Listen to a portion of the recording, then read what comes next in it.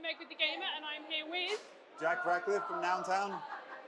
Really good to meet you. I checked out your game earlier.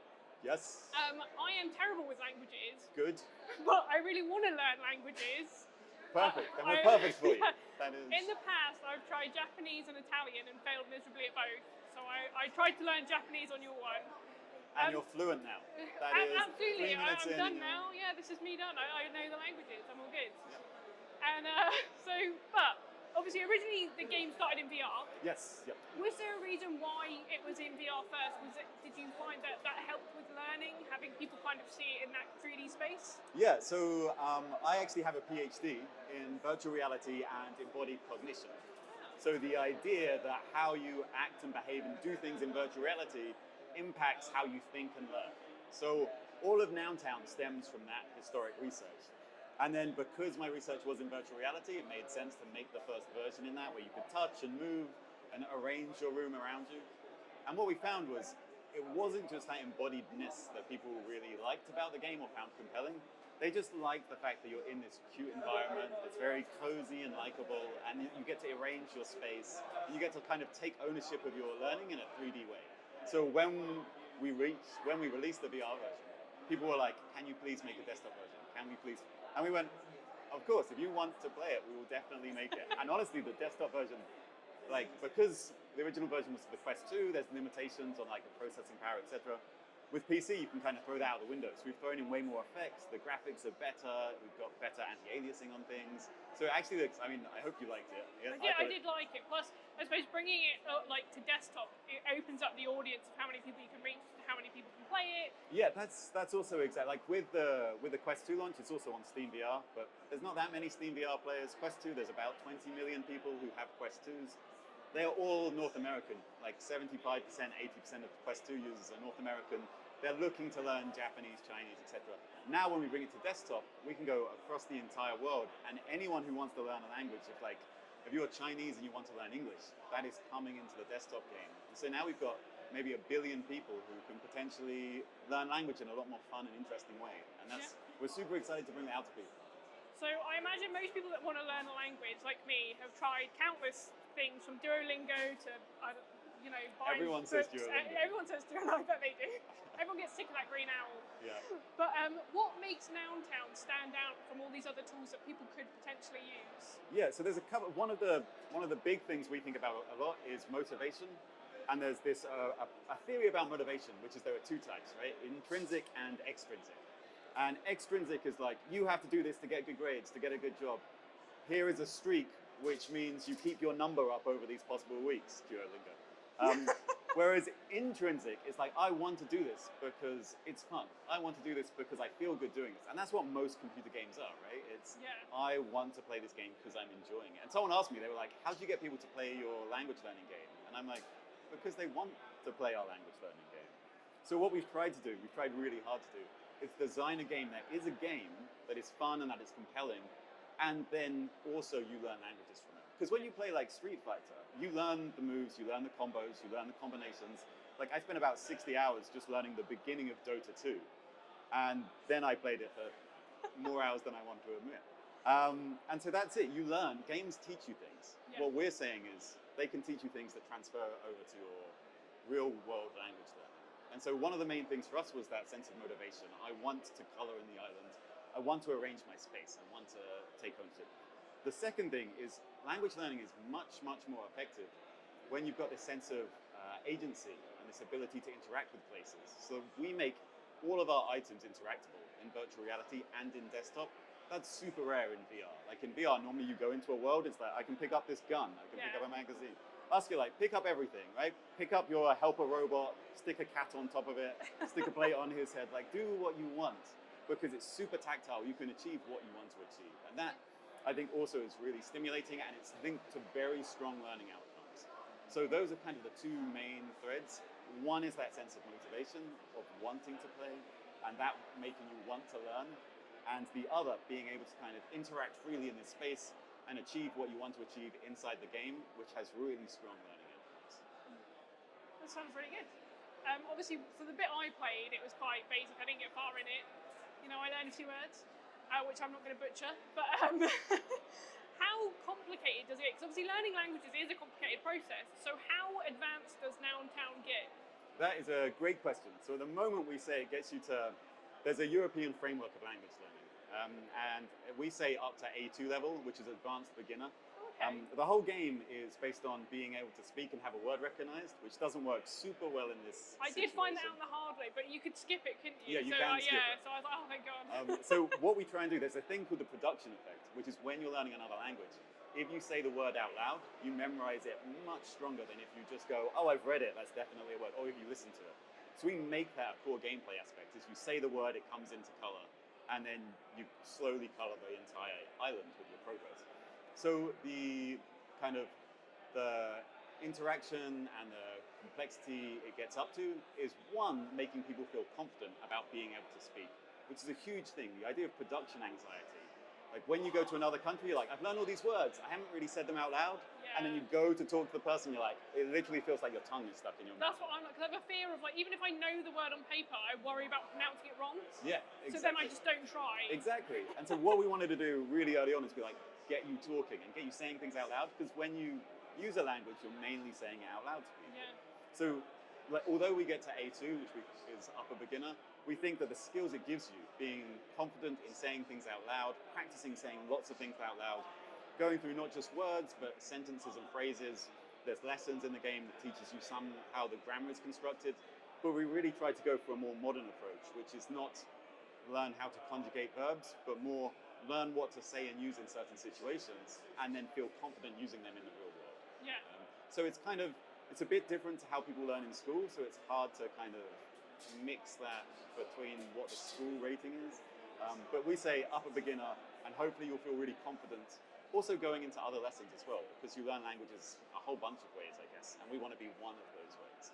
So as a language whiz, which I assume you are, if Noun Town gets you to this, like, you know, A2 level, what's your recommendation that what should be the next step for people? That's a great question. I want to say that I'm not a language whiz. I'm actually a terrible language learner. Oh no, don't say that. No, that's why we made Noun Town. Okay. Like when we were building it, people would come up to us and they'd go, I know this guy, he speaks 8 languages, you should speak to him. And I was like, I don't want to speak to someone who knows 8 languages, because they're good language learners, right? I want people like me who are horrible language learners. Yeah. And I want us all to get together and discuss what would make us better. And then I want to make that for people. Yeah. So I was a horrible language learner. I think Noun Town is great for people who are like, I can't learn a language, I struggle, I've given up, Duolingo doesn't work for me. I think that is what Noun Town is Yeah. for. And so that's like, I know Japanese now, some Japanese, and my brother went to Italy for a year and totally failed at learning Italian. So your 2 languages, we've lived through that experience on the development team.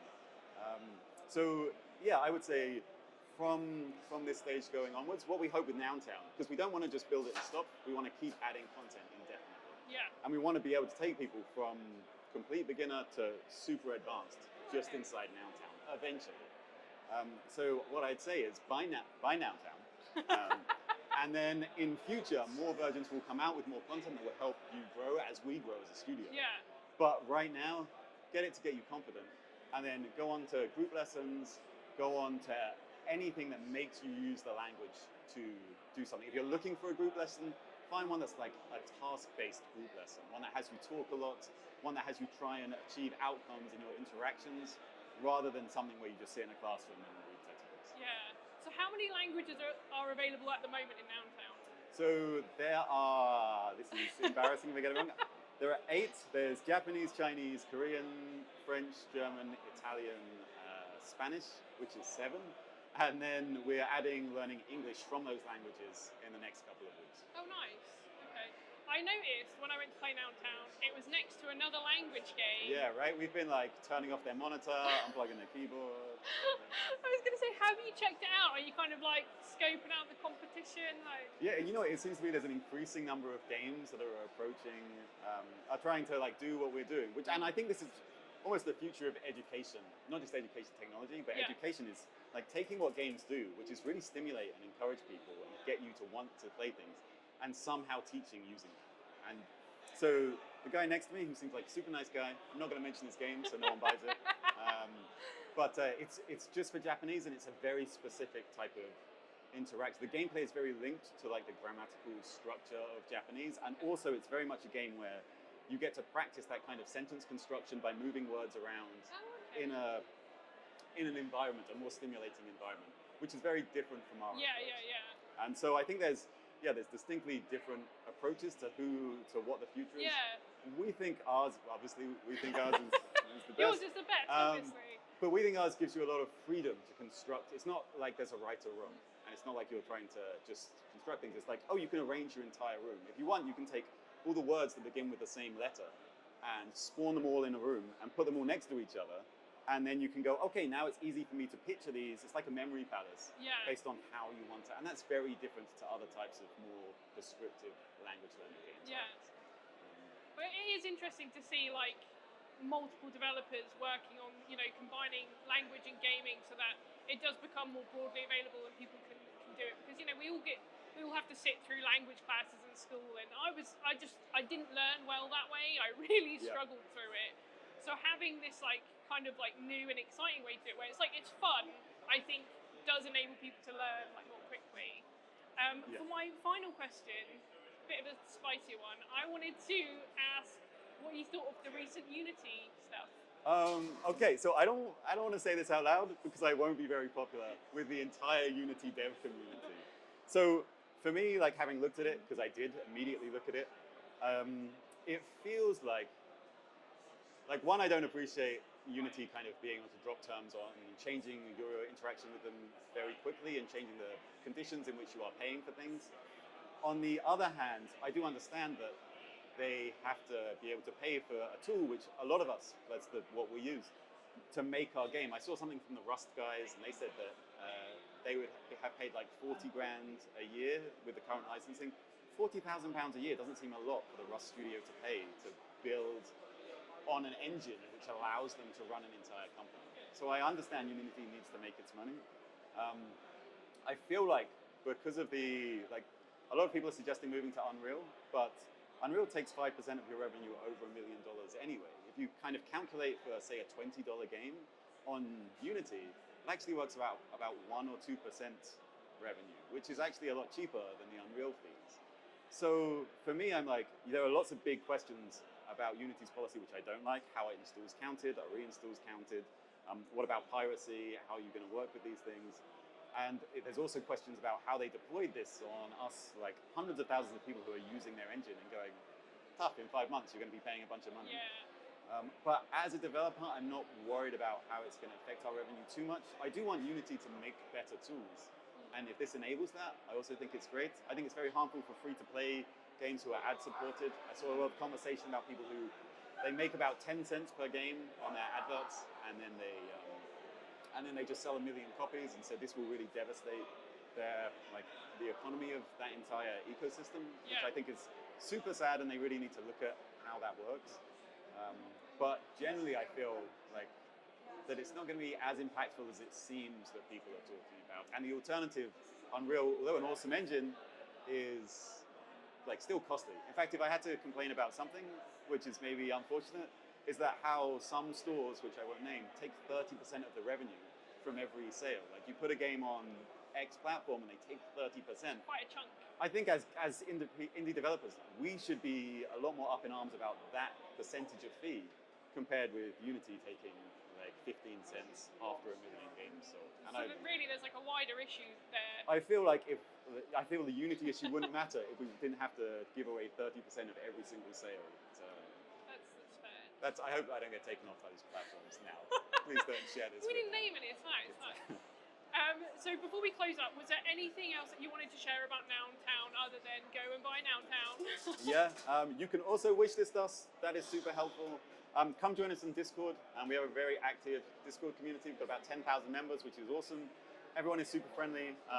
Do come along because the feedback that we get from people goes directly into the game. Every bug that gets found there, we all feel very shameful, and then we fix it, so that's great. We really just want people to come along with us and build this with us because it's kind of new and it's kind of weird. And when we started, we were like, there aren't that many educational games that are mainly games. Yeah. And will this work? People seem to like it, and we just want to have more feedback from people. So that would help too. Yeah. Also, tell all your friends to buy it. That would be good. If you got to this point and you've watched this long, then hopefully you're engaged enough to 5 friends would be wonderful. 6 would be better. Sorry. Brilliant. Just turn this into a pure pitch. I apologize. Fine. It's been lovely talking to you, and hopefully the next time I see you, I'll be fluent in at least one language. Yeah, we'll do it in Japanese, right? We can have a- And then with your brother in Italian, maybe. Yeah, perfect. Yeah, why not? 1 week from now, then. Oh, God. Brilliant. Awesome. Thank you. Thanks a lot. Nice to meet you.